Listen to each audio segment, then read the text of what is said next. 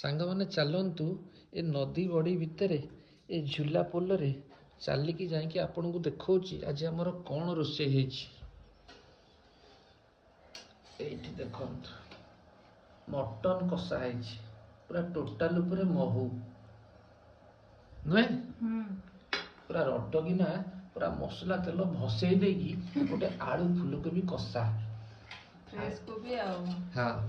ଏପଟେ ରହିଲା ଆମର ଶାଗ ଭଜା ଚାଲିଛି, ସରିନି, ସରିବା ଉପରେ ହେଇଗଲାଣି ଆଉ। ଏଥିରେ ମିଶିଥିବ ନିହାତି 5-7 ପ୍ରକାର ତ ଯାହାହେଲେ ମିଶିଥିବ। ଆଉ ଶାଗ ନଥିଲା ତମେ ଯୋଉ କହିଲ ଖାଇବା ପାଇଁ, ବହୁତ ଗୋରେ ମାନେ କୋଉଠୁ ଗୋଟେ ଖୋଜି ଯୋଗାଡ଼ କରି ଖୋଜି ଧରି ପଳେଇ ଆସିଲେ।